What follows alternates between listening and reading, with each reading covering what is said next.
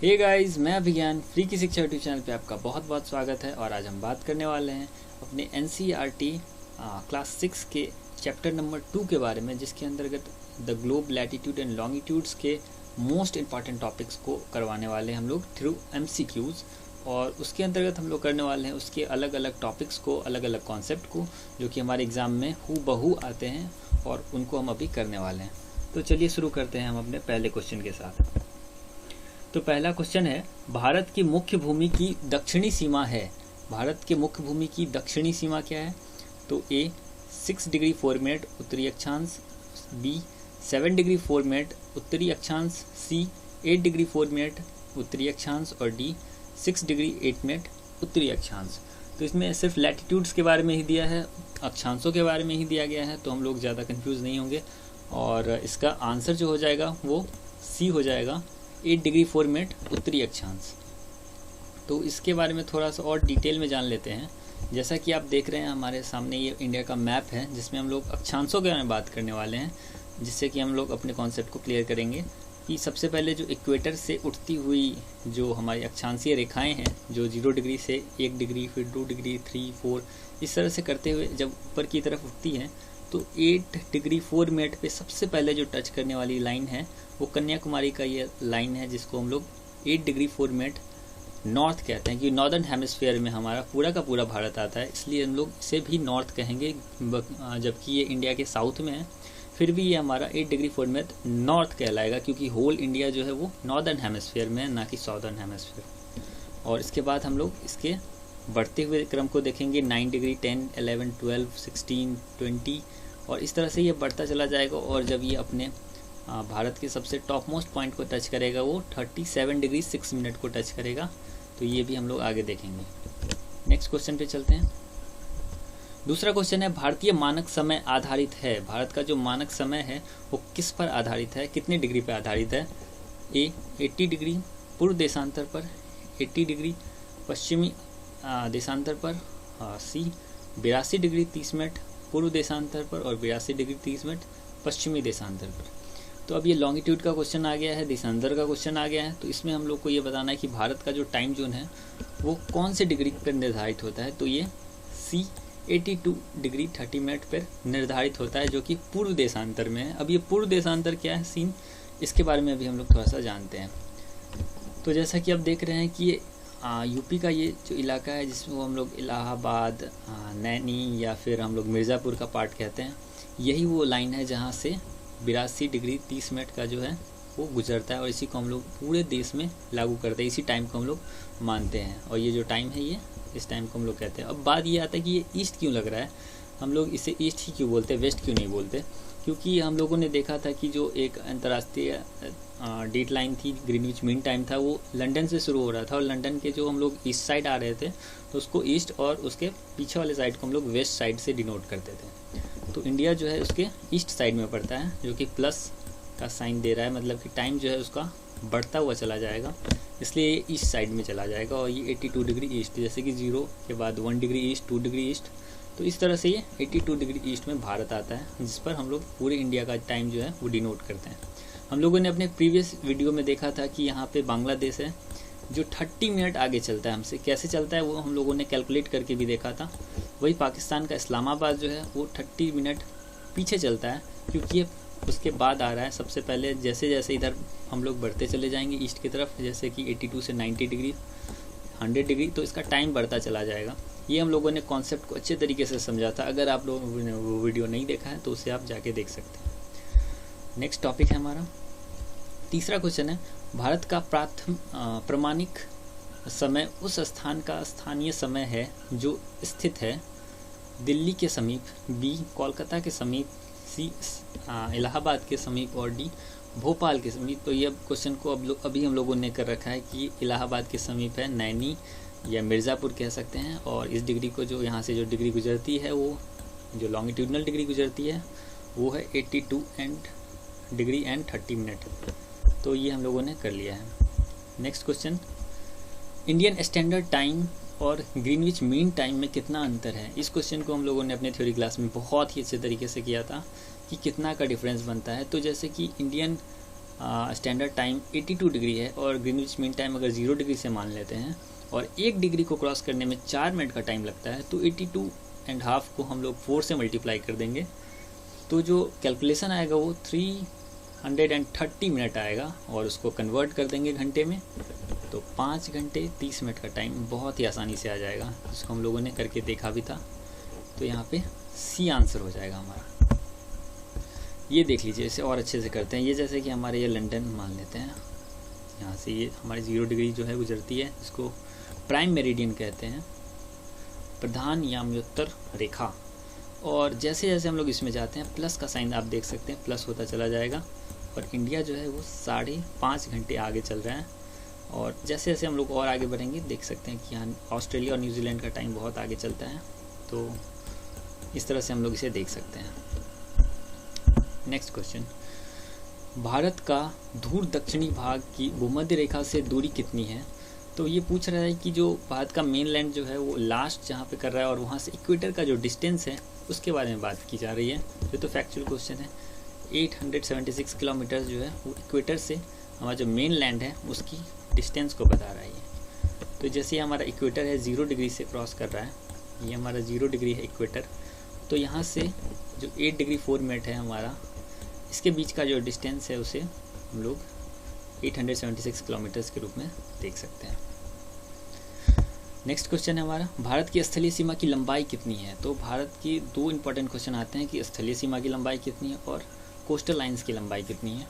तो जो स्थलीय सीमा की लंबाई है वो 15,200 किलोमीटर है।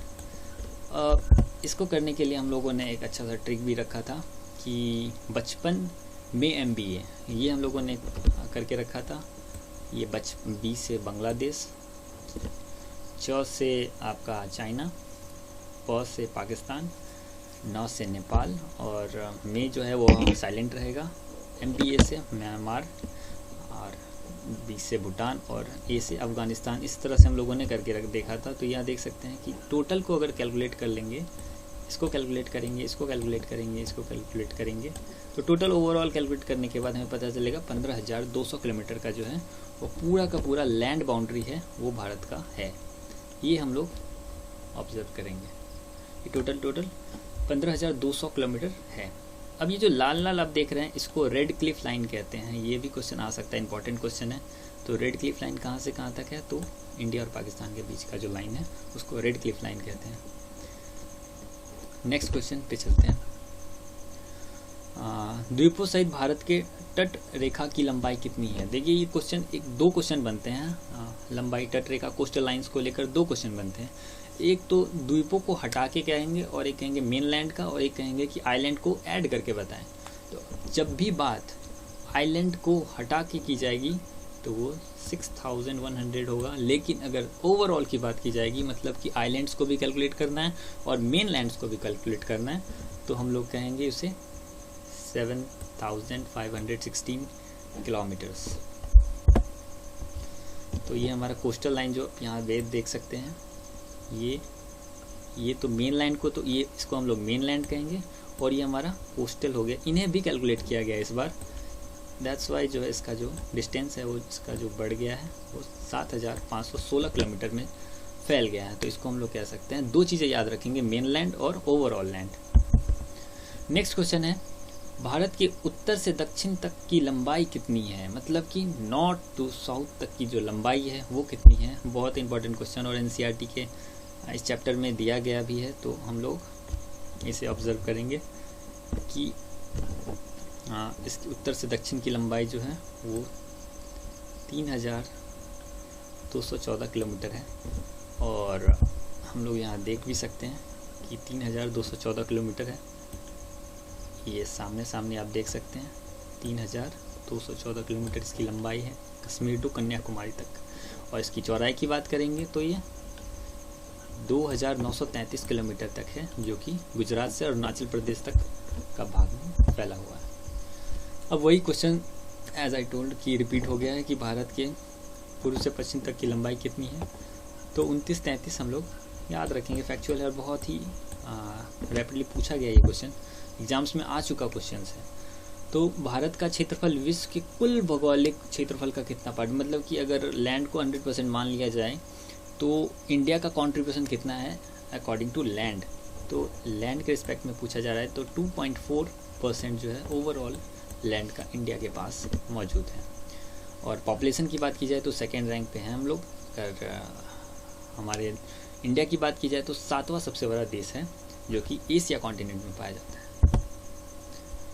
नेक्स्ट क्वेश्चन है, भारत के कुल क्षेत्रफल का कितना प्रतिशत भाग पर्वतीय क्षेत्र यानी कि मध्य समुद्र तल से 2135 किलोमीटर या उससे ऊंचाई यानी कि बड़े माउंटेन्स की बात की जा रही है, तो ये 10.7% जो है वो इस तरह के माउंटेन पाए जाते हैं हिंदुस्तान या इंडिया में। संपूर्ण भारत के कितने प्रतिशत भूभाग पर पर्वत और पहाड़ियों का विस्तार पाया जाता है। तो अब पर्वत और पहाड़ियों का विस्तार से रिलेटेड क्वेश्चन है, तो ये 29.3% जो है वो इस तरह के पहाड़ और पहाड़ियाँ पाई जाती हैं हिंदुस्तान में। नेक्स्ट क्वेश्चन है, संपूर्ण भारत के कितने प्रतिशत भूभाग पे पठारों का विस्तार है। अब पठारों की बात की जा रही है, प्लेट्यूज की बात की जा रही है, तो प्लेट्यूज जो है वो 27.7% जो है वो इंडिया में पाए जाते हैं। ये सारे क्वेश्चन फैक्चुअल हैं और बहुत इंपॉर्टेंट क्वेश्चन हैं। नेक्स्ट है, संपूर्ण भारत के कितने प्रतिशत भूभाग पर मैदान का विस्तार पाया जाता है। तो हम लोगों ने इस तरह से पूरे के पूरे ज्योग्राफिकल फीचर्स को कर लिया है। 43% जो है प्लेन है और सबसे ज़्यादा प्लेन इलाके ही हैं जो कि बहुत ज़्यादा फर्टाइल होते हैं। रीज़न ये है कि यहाँ पे गंगा बेसिन है, ब्रह्मपुत्रा बेसिन है, तो जिसके कारण एल्यूवियल सॉइल की यहाँ पे अवेलेबिलिटी जो है बहुत ज़्यादा है और ये बांगर और खादर मिट्टियों के कारण और भी ज़्यादा फर्टाइल हो जाती है, जो कि हमारे फार्मिंग के लिए बहुत ज़्यादा यूज़फुल है। नेक्स्ट है, भारत के कितने राज्य समुद्र तट रेखा में हैं, मतलब कि कितने कोस्टल लाइंस में हमारे जो स्टेट्स हैं वो पाए जाते हैं। तो 7 है, 8 है, 9 या 10, तो टोटल ओवरऑल 9 स्टेट्स हैं जो कि कोस्टल बाउंड्री को टच करते हैं। कौन कौन से, चलिए काउंट करते हैं। सबसे पहले तो हम लोग कह सकते हैं काठियावाड़ कोस्ट जो गुजरात का पार्ट है ये। दूसरा हो गया हमारा कोंकण कोस्ट महाराष्ट्र। तीसरा कन्नड़, ये गुजरात का कोस्ट, ये भी इंपॉर्टेंट है, मिस नहीं करेंगे इसको, छोटा है पर इम्पॉर्टेंट है। नेक्स्ट है कर्नाटका 4, केरला 5, तमिल 6, आंध्रा 7, उड़ीसा 8 और वेस्ट बंगाल 9। कभी भी हम लोग तेलंगाना को टच नहीं करेंगे क्योंकि ये पूरी तरह से जो है लैंड लॉक है, तो तेलंगाना को कभी भी कोस्टल में काउंट नहीं करेंगे। टोटल 9 स्टेट्स ही हैं जो कि कोस्टल लाइन को टच करते हैं। क्लियर। नेक्स्ट क्वेश्चन है, निम्नलिखित भारतीय राज्यों में से किससे होकर कर्क रेखा नहीं गुजरती है। तो जनरली 8 स्टेट्स हैं जिससे होकर कर्क रेखा गुजरती है, तो ऐसा कौन सा स्टेट है जिससे होकर नहीं गुजरती है। तो एलिमिनेट करते हैं, मज़ा आएगा इसको करने में। तो मध्य प्रदेश से होकर ये गुजरती है, बीचों बीच है, तो ऑब्वियसली इसको तो टच करना ही उसे। गुजरात को टच करती है, झारखंड को भी टच करती है, पर यूपी को टच नहीं करती, तो इसलिए इसका आंसर हो जाएगा उत्तर प्रदेश। चलिए इसको देखते हैं। गुजरात को टच करती है सबसे पहले, उसके बाद ये थोड़ा सा हिस्सा जो है राजस्थान का टच हो रहा है, फिर एमपी को तो बीचों बीच से इसको डिवाइड कर रहा है, फिर छत्तीसगढ़, झारखंड, वेस्ट बंगाल, त्रिपुरा और मिजोरम। इस तरह से they are total 8 states which lie from tropic of cancer या फिर कर्क रेखा से गुजरने वाली जो स्टेट्स हैं उनकी लिस्ट है। टोटल 8 है। भारत में कितने राज्य समुद्र, ये तो रिपीटेड क्वेश्चन है, 9 हो जाएगा इसका आंसर। आगे बात करते हैं। भारत में निम्नलिखित में से किस राज्य की तट रेखा सबसे लंबी है। हम लोगों ने इसके बारे में बात शायद नहीं की है, तो अभी हम लोग देखते हैं कि सबसे लंबी तटीय रेखा किसकी है। महाराष्ट्र की, केरला की, गुजरात या पश्चिम बंगाल। तो सबसे बड़ी जो तट रेखा है वो है गुजरात की। और गुजरात के बारे में हम लोग और भी बहुत ही प्राचीन समय से ही जो लोथल इसका पार्ट था, वहाँ से पोर्ट का जो है व्यापार वगैरह चलता रहा है लोथल से, तो ये इम्पोर्टेंट रहा है बहुत ही प्राचीन टाइम से। नेक्स्ट है 21, भारत का दक्षिणतम बिंदु कौन सा है। जो साउदर्न मोस्ट पॉइंट की बात अगर की जाएगी ना, तो हम लोग इसको इंदिरा पॉइंट मार्क करेंगे। इंदिरा पॉइंट ये कहाँ है, तो निकोबार के द्वीप समूहों में है, जो कि 2006 में आए हुए सुनामी में जो है पूरी तरह से पानी में सबमर्ज्ड हो गया। तो है तो नहीं, बट हम लोग अभी भी इंदिरा पॉइंट को ही मार्क करते हैं। तो इंदिरा पॉइंट जो है इसका राइट आंसर हो जाएगा। और ये इंदिरा कॉल जो देख रहे हैं आप, ये इंदिरा कॉल जो साउदर्न मोस्ट नहीं नॉर्दर्न मोस्ट पॉइंट को हम लोग इंदिरा कॉल कहते हैं। तो ये पॉइंट भी हम लोग याद रखेंगे। ये हम लोग देख सकते हैं इंदिरा पॉइंट, देख सकते हैं कि ये जो अंडमान के बाद का जो निकोबार द्वीप समूह है, तो उसका भी लास्ट छोर जो है वो इंदिरा पॉइंट है, एकदम साउदर्न मोस्ट ऑफ निकोबार। तो ये हमारा इंदिरा पॉइंट है। और इंदिरा कॉल की बात की जाए तो ये आप देख सकते हैं कि कश्मीर का जो एकदम जो सबसे ऊपरी इलाका है, जो लद्दाख का सबसे ऊपरी इलाका है, वो हमारा इंदिरा कॉल है। क्लियर है दोस्तों। नेक्स्ट है भारतीय भूमि का सर्वाधिक उत्तरी भाग। अभी हम लोगों ने इस चीज़ पर बात की, इस टॉपिक पर बात की है कि इंदिरा कॉल जो है वो सबसे उत्तरी भाग है। It is the northern most part of India. Next, Duncan pass किसके बीच स्थित है? तो डंकन पास जो है वो किस किस के बीच स्थित है? तो उत्तरी अंडमान और मध्य, दक्षिणी और मध्य, दक्षिणी अंडमान और छोटा अंडमान, और कार निकोबार और छोटा निकोबार। तो हम लोग ये जानते हैं कि डक्कन पास जो है वो दक्षिणी अंडमान और छोटा अंडमान के बीच में स्थित है। अब एक इंटरेस्टिंग फैक्ट ये है कि ये दक्षिणी अंडमान जो है ये सबसे ज़्यादा साउदर्न मोस्ट पॉइंट नहीं है अंडमान का। इनफैक्ट जो दक्षिणी अंडमान है, अगर उसको ये पॉइंट मान ले, और उसके बाद आता है लिटिल अंडमान जो कि साउदर्न मोस्ट पॉइंट है अंडमान का। उसके बाद निकोबार द्वीप समूह जो है स्टार्ट होता है। तो लिटिल अंडमान और दक्षिण अंडमान के बीच का जो पास है उसी को हम लोग कहते हैं डंकन पास। क्लियर है दोस्तों। तो नेक्स्ट क्वेश्चन पे चलते हैं। ये देखिए, ये हमारा अंडमान हो गया, इसकी राजधानी पोर्ट ब्लेयर हो गई। वहीं पे एक इंटरनेशनल एयरपोर्ट भी है जिसको वीर सावरकर इंटरनेशनल एयरपोर्ट के नाम से जानते हैं। और यहीं से इसके बाद जो ये डंकन पास देख रहे हैं यही पास है। और ये लिटिल अंडमान, छोटा अंडमान है लेकिन साउदर्न मोस्ट है। तो हम लोग कह सकते हैं यहाँ से क्वेश्चन बनेगा कि अंडमान निकोबार का जो साउदर्न मोस्ट प्लेस है उसको क्या कहेंगे? तो लिटिल अंडमान कहेंगे। और इसके बाद शुरू होता है कार निकोबार, और ये हम देख सकते हैं 10 डिग्री चैनल जो है अंडमान और निकोबार को जो है वो डिवाइड करने वाला, ये भी हम देख सकते हैं, ऑब्जर्व कर लेंगे। नेक्स्ट क्वेश्चन है हमारा, भारत और पाकिस्तान के बीच अंतर्राष्ट्रीय सीमा किसके द्वारा सीमांकित की गई है? किसके द्वारा जो अंतर्राष्ट्रीय सीमा है भारत और पाकिस्तान का उसको दिया गया है? तो ये बहुत ही हॉट टॉपिक है। इसको रेड क्लिफ लाइन कहते हैं, नाम ही रेड है तो ऑब्वियसली हॉट टॉपिक होगा ही। तो ये रेड क्लिफ लाइन है जो कि भारत और पाकिस्तान के बीच में ली गई है। नेक्स्ट है, भारत एवं चीन के बीच सीमा निर्धारित करने वाली मैकमोहन रेखा निम्नलिखित में से किस प्रदेश की उत्तरी सीमा से खींची गई है? जम्मू एंड कश्मीर, उत्तर प्रदेश, हिमाचल प्रदेश और अरुणाचल प्रदेश। तो जम्मू एंड कश्मीर से नहीं है, उत्तर प्रदेश से सवाल ही नहीं उठता, हिमाचल से भी नहीं, और इसका आंसर हो जाएगा अरुणाचल प्रदेश। तो अरुणाचल प्रदेश से ये जो है वो मैकमोहन लाइन जो खींची गई है, इसको और भी जूम करके देखते हैं। तो यहाँ से जो अरुणाचल प्रदेश शुरू हो रहा है भूटान के ख़त्म होने के बाद, तो जो पूरा का पूरा north of the Arunachal Pradesh है वो पूरा का पूरा मैकमोहन रेखा से यहाँ पे घिरा हुआ है। नेक्स्ट पॉइंट है हमारा, निम्नलिखित में से किस देश के साथ भारत की अंतर्राष्ट्रीय सीमा नहीं लगती है? दोस्तों, तो ऐसा कौन सा देश है जिसके साथ हमारी अंतर्राष्ट्रीय सीमा लगती ही नहीं है, जिसमें बचपन में MBA किया हुआ काम ही नहीं कर रहा, ऐसा ही देश है वो हमारा। तो बचपन में तो प आ गया, MBA तो ये भी आ गया, भूटान ये भी आ गया। तो श्रीलंका जो है ये बचपन में MBA का पार्ट नहीं है। इसका मतलब ये है कि ये अंतर्राष्ट्रीय सीमा नहीं लगाता। रीज़न ये है कि इट इज़ आइलैंड कंट्री, और आइलैंड कंट्री है तो ऑब्वियसली लैंड से तो कोई इसका वास्ता होगा ही नहीं। तो बहुत ही लॉजिकल है, बहुत ही सिंपल है। तो श्रीलंका इसका आंसर हो जाएगा। नेक्स्ट क्वेश्चन है, भारत की सबसे लंबी अंतर्राष्ट्रीय सीमा किस देश के साथ लगती है? तो बांग्लादेश। बचपन में MBA का स्टार्ट ही होता है ब से, और बांग्लादेश जो है वो 4000 किलोमीटर से भी थोड़ा ज़्यादा ही रखता है। हम लोग नॉर्मली सोचते हैं कि चाइना होगा, बट चाइना नहीं है, बांग्लादेश है। और सबसे ज़्यादा जो लैंड है शेयर करता है अपना इंडिया के साथ।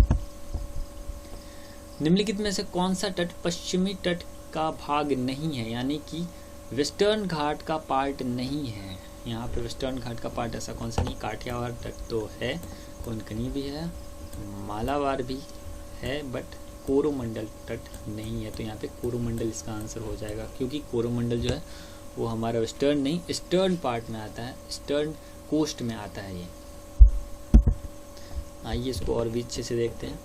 तो बात हो रही है कोरोमंडल कोस्ट की, और कोरोमंडल कोस्ट कभी भी वेस्टर्न घाट में नहीं आएगा, ये ईस्टर्न घाट का पार्ट है। तो Coromandel coast will be the answer of this question. Next question, Bharat का पूर्वी समुद्री तट किस नाम से जाना जाता है? पूर्वी समुद्री तट किस नाम से जाना जाता है? अभी वही क्वेश्चन पे हम लोग किए हैं कि जो पूरब में है वो हमारा कोरोमंडल कोस्ट यानी कोरोमंडल तट है, जो कि ईस्ट साइड में आता है। Next and the last question of this class, Lakshadweep समूह के द्वीपों की उत्पत्ति निम्नलिखित में से किस प्रकार हुई है? तो लक्षद्वीप का जो द्वीप समूह है वो किस तरह से बना है? ज्वालामुखी उत्पत्ति से, मृदा निक्षेपण से, प्रवाल उत्पत्ति से, या फिर इनमें से कोई नहीं? तो लक्षद्वीप इकलौता ऐसा इंडिया का आइलैंड है जो कि कोरल से बना है, कोरल ब्लीचिंग से बना है, और ये इंडिया का इकलौता ऐसा आइलैंड है जो कि कोरल ब्लीचिंग से बना है। दैट्स वाई प्रवाल भित्ति से ही बना है ये हमारा लक्षद्वीप। देख सकते हैं बहुत ही खूबसूरत लुक है इसका, और सूट वगैरह में भी काम आता है। तो ये एक इम्पॉर्टेंट और बहुत ही खूबसूरत सा आइलैंड है हमारा। तो अब दुनिया में बात करते हैं तो ग्रेट बैरियर रीफ जो है ऑस्ट्रेलिया में पाया जाता है, जहाँ पे विश्व में सबसे ज़्यादा कोरल पाए जाते हैं वो हमारा ऑस्ट्रेलिया में पाया जाता है, ईस्टर्न ऑस्ट्रेलिया में पाया जाता है। तो इस तरह से हम लोग इसे ख़त्म करते हैं, इस टॉपिक को यहीं पेंड करते हैं। अगर सेशन अच्छा लगा हो तो लाइक करें, शेयर करें, सब्सक्राइब करें, और अगर कोई डाउट हो या फिर कुछ मिसिंग पार्ट हो या फिर कोई टॉपिक में कुछ प्रॉब्लम आया हो तो भी आप हमें कमेंट करके बता सकते हैं। तब तक के लिए धन्यवाद।